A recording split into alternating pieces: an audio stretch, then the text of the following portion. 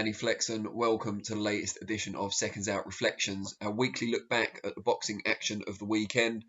We're here every Monday at 4:30 p.m. And this week, there were a number of shows going on the same evening on Saturday. Perhaps fortunately, not for the fighters, of course, but for us as viewers, the Teofimo Lopez, George Kambosos Jr. Lightweight unification. Well, it's not a unification because he's already got all the belts, but defense of the multiple titles by Lopez on Triller was postponed, of course, after Lopez contracted COVID-19, which meant that there were only three major shows on US television rather than the four. Of those, I'm going to focus on one in particular, but let's just round up some of the happenings first of all. Jamie Munguia looked very impressive, I thought, enforcing the retirement of Mathieu Seletsky. But also, the thing that really grabbed most people's attention on that card was a highlight reel knockout for evergreen veteran, and that's going to be something of a theme in this vlog. Gabe Rosado, who up at 168 pounds, he's been there for a little while now, although I believe he might disagree that he could still make 160. Rebounded from two tough early rounds against Beck the Bully, Bektemir Melikuziev, and in the third round scored a superb right hand counter as his opponent went for a left hook to the body, caught Melikuziev on the way in and completely ruined him. Great shot, and Rosado breathes fresh life into his career. I remember, 4 years ago now, he looked a bit unlucky to be on the wrong end of the decision over here against Martin Murray. But he's always mixed in good company from 154 all the way up to 168. And he again had a close fight with Danny Jacobs, who most people see as one of the top 10 168 pounders in the world not too long ago, and follows it up with this win over Melikuziev, who was supposed to be fighting not very long ago Sergei Kovalev up at 175 before Kovalev was done for PEDs. So yeah, naturally bigger guy, on the way up, unbeaten, touted, and Rosado, no respecter of reputation. He's been around, seen it and done it all, and yeah, great finish for him. Also, Jermall Charlo, a lot of criticism for his win over Luis Montiel. Predominantly dominated the fight, but predominantly because he was taken distance in a fight where he was expected to score an explosive inside schedule win. Not everyone's perfect on every night. Perhaps he struggled to get up for the opposition. He's been crying out for a big fight for some time now, and we hope he gets it next time out. But my focus, because he impressed me more than anyone over the weekend, and even though, like Munguia and Charlo, won as he was expected to, still a joy to watch, and that's Naoya Inoue, the Japanese monster, unified bantamweight champion, 3-weight world champion, of course, as well. And I just think the rest he got after winning the World Boxing Super Series, that grueling final where he was rocked badly at one point by Nonito Donaire, who we'll talk about him a bit more in a minute, but he's since gone on to win the WBC title at the weight and kind of rejuvenated his career back at 118 pounds. Came through that and really needed a rest, and he was out for almost a year before he returned against Jason Maloney last year, dispatched him in clinical fashion in round 7. And then against his IBF mandatory challenger, Inoue, of course, holds the WBA Super and the IBF titles at the weight.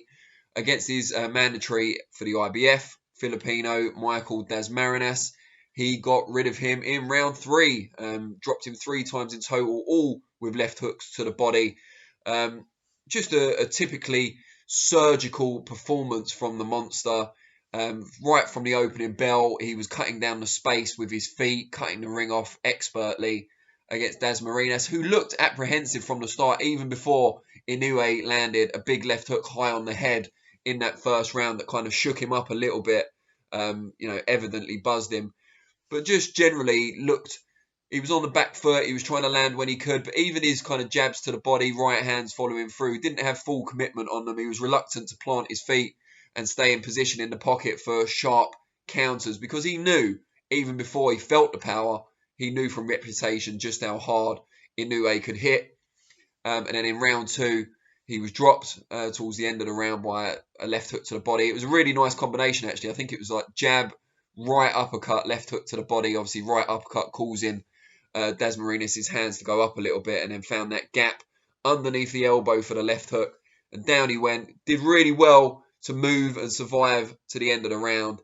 But obviously, by that point, Inoue, ruthless as he is, knew what was going on. And the best thing about Inoue, and there's a lot of competition for that mantle, is that he doesn't waste much. You know, he reminds me a great deal, especially at this stage of his career, of Triple G. When Triple G was world champion, but was waiting for that big fight, which would eventually come against Canelo. Some would say when it was a bit too late for Triple G's prime. But yeah, when he was beating the likes of, Matthew Macklin and Rubio and people like that, kind of fringe contenders, top 10, lower end of the top 10 fighters in the world, and dispatching them with ease. He reminds me a lot of that, Inoue, in that he's fighting guys like Maloney and Dasmarinas. Not only the fact that he's outclassed him in the way Golovkin did his opposition, but just his general poise and economy of shots. So his shot selection's excellent. He cuts off the ring with his feet, but he doesn't expend too much energy. He doesn't throw loads of shots hoping one lands. He throws ones, twos, and threes, knowing their pinpoint accuracy, exemplary timing, and just ruthless. And he's got that poker face as well. He never gets overexcited. I think Matthew Macklin for Sky over here said something on the commentary like, he steps up the gas, but he doesn't waste anything. And that's true. His pace goes up. His movements are all a bit faster and a bit more urgent, but he doesn't throw silly shots. He doesn't stay there for counters. And when his opponent does throw back, he still moves his head. He's still defensively responsible. But he's never going to be someone who throws kind of hundreds of shots around, and he doesn't need to be. He's got that fight-ending power, and every shot, if he plants his feet, every shot will hurt. And that's what Dasmarinas found out to his detriment, unfortunately for him. And now we look at what's ahead, because Inoue is in most people's pound-for-pound top 5, but to be in the consensus top 1, 2, 3, he really needs those fights to test him. And obviously that win over Donaire looks better all the time, especially since Donaire recently won the WBC bantamweight title with a bit of a drubbing, to be fair, over the previously unbeaten Nordine Ubali, former amateur star as well. Donaire back down at bantam, looking as good as he ever has, despite being quite, late on and old, let's face it, for someone in the lighter weights. So Inoue got past him the first time. A rematch there could be something to, if Inoue gets it done in more conclusive fashion, could really propel him to top 1 or 2 pound for pound, if he's not there already for you guys watching. But we might have to wait a little while for that. So what's happened also in the bantamweight division this week, in the lead up to the Inoue fight, is that Donaire has stepped in for Guillermo Rigondeaux, someone who beat him, obviously, around, 8 years ago now, maybe more. Actually, it might be 10 years ago. It might have been 2011. I'll have to check that later. Too late for this vlog. But Donaire has stepped in for Rigondeaux to fight the WBO champion, another Filipino, in John Riel Casimero. The biggest, Donaire's a Filipino-American, but still the biggest all-Filipino fight perhaps ever. And those two will go at it for Donaire's WBC and Casimero's WBO titles. Casimero obviously won that belt with a destruction of Zolani Tete in a fight he was a significant underdog for over here in the UK, and looked great doing so. Since then, he's only been out once, beat Duke Micah, third round, pretty straightforward title defence, but hasn't been out since. Whereas Donaire only beat Ubali at the end of May, so he's looking at maybe 10 weeks between fights, which is great to see, because Donaire, like Inoue, after their grueling 12-rounder, had a fair bit of time off, and now he's being more active, and that can only help him maintain his form and also keep his weight down. I don't know how easy it is for him to make 118 at this stage of his career, but the fact that he's fighting regularly will only help with that, because he's never really out of camp. He might have a week or two off and then straight back into it, straight back on the dietary discipline. So he'll go in with Casimero, and the winner of that will come out with 2 major belts, same as Inoue, who's got 2 major belts. And then we should, as there's been a trend recently of undisputed title fights, one that continues with Jermall Charlo's brother Jermall, obviously not in the not too distant future, against Brian Castano.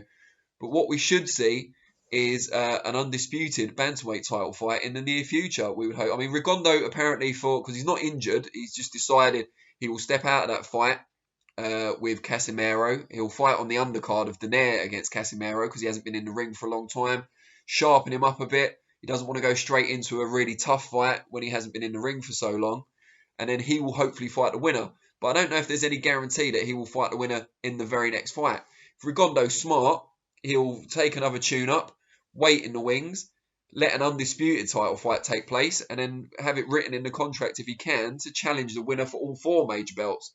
So we could see a rematch with Donaire, for example, for Rigondeaux for all 4 major belts. But more likely, you have to say, because Inoue's already beaten Donaire, is that he gets past the winner of Donaire and Casimero. Although Casimero is a big threat, we know that him and Inoue almost happened a couple of times, and COVID kind of got in the way. Hopefully, we'll see the winner of Donaire Casimero against Inoue for all 4 major belts, and then perhaps if he stays at the weight still, whoever the winner is, defends against Rigondeaux. But it's all happening in the bantamweight division at the moment. And just some credit to Donaire. He's had loads on social media, but I like to add mine to the list. He's always been a great guy when I've interviewed him, by the way. But just keeping himself in shape, ready to take opportunities like this when they come up at short notice. Moving himself back down. His career looked over at various points not too long ago. Nicholas Walters, when he stopped him at featherweight, far too big for him. When he lost to Cole Frampton as well at feather, you thought, well, this is probably it for him. Although he gave a good account of himself against Frampton, you thought he's not going to win a world title again. He took stock, moved back down to 118, took the right fights at the right times, entered the WBSS as a sub initially, and he wasn't favoured to do well, got all the way to the final, was the first person to genuinely test Inoue as well, and then the Abali win. And now stepped in at short notice for Casimero. Well, not short notice, sorry. Stepped in for Casimero. He's still got, 10 weeks from his last fight. And even now, 6 weeks, 7 weeks to prepare. So I'm sure he'll be ready on the night. And that's a mouth-watering fight in itself. Donaire, more of a counter-puncher, but with real, genuine power. Veteran, savvy, against Casimero, who's aggressive, rolls his way in, good at cutting the ring off, and great power in his own right. So yeah, that's a mouth-watering prospect in itself, and then the winner of that to hopefully take on the monster Inoue, who once again looked dazzling and a real fearsome prospect for anyone in the lighter weight classes. As always, really appreciate you watching. I want your comments below. What did you make of Inoue's performance and maybe some of the other performances at the weekend? But I guess predominantly, who do you think comes out on top overall at 118 pounds? Inoue, Donaire, Casimero. Out of those 3, who are we going to see in the final undisputed title fight if one happens, and who comes out on top with all 4 belts? I'll be back on Thursday for Flexpectations, looking ahead to next weekend's action, and obviously 4:30 p.m. again, and next week's reflections will be at the same time on Monday. Really appreciate it, as always, and yeah, let me know what you think below.